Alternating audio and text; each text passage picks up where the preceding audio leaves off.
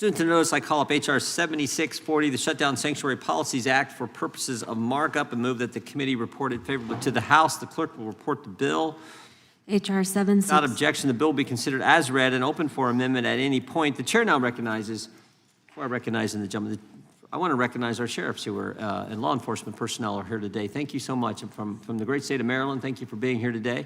I know you're concerned about this issue. And now I want to recognize the sponsor of the legislation, the gentleman from California, Mr. McClintock, for an opening statement. Thank you, Mr. Chairman. And as you've noted, the sheriffs are here today, not only in support of this bill, but also in opposition to the state's announcement that it will no longer enter into 287G cooperative agreements with the federal government, which is what this bill is about. Yesterday, DHS Secretary Noem testified that in its first year, the Trump administration has deported more than 500,000 illegal aliens with criminal records. And in the same year, we've seen record drops in crime across our country, including the lowest homicide rate in 125 years. It turns out that when you remove 500,000 criminals from our streets, crime goes down. Who would have thought it? But not if the Democrats had their way. As the chairman said yesterday, 1/3 of the American population lives in so-called sanctuary jurisdictions controlled by the Democrats, which forbid law enforcement from cooperating with federal authorities. These policies specifically protect illegal aliens who have criminal records, who are taken into custody by local law enforcement, from being turned over to federal authorities for deportation. Instead, the Democrats release them back into our communities.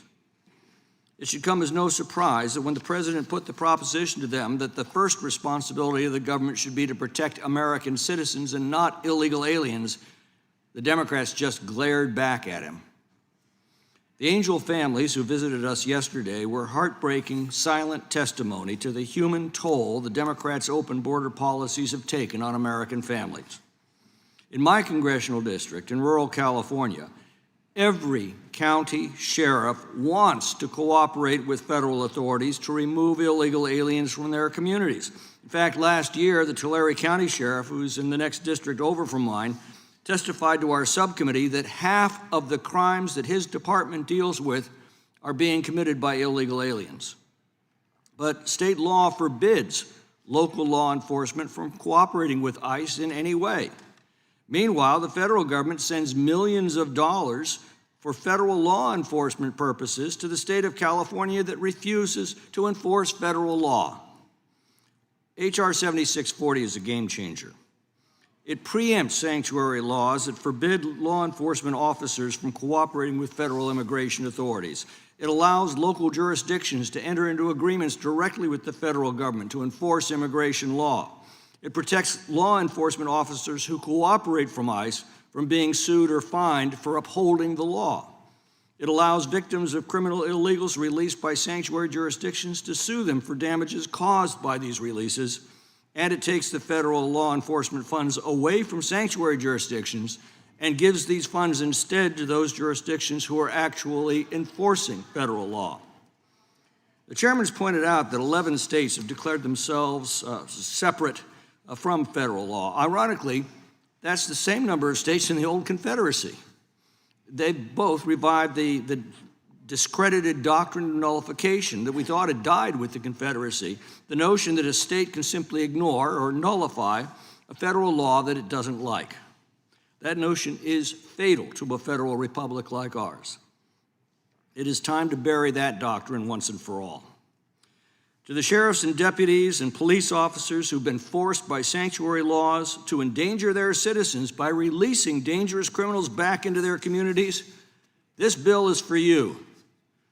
To the Angel families who have lost loved ones because sanctuary jurisdictions deliberately set loose the monsters that then killed or assaulted or raped or robbed or maimed or injured your loved ones, this bill is for you. To Americans across the country who found yourselves at the mercy of criminal gangs and thugs imported by the Democrats' open border policies, this bill is for you.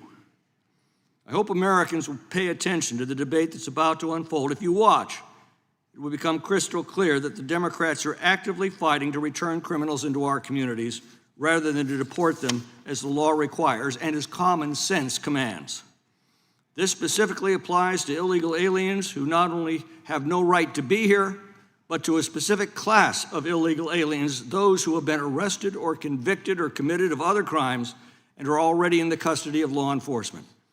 Should they be released back into our streets, or should they be deported back to their own countries and never be allowed to menace ours again? That is the question before us. And with that, Mr. Chairman, I yield back. Gentleman yields back.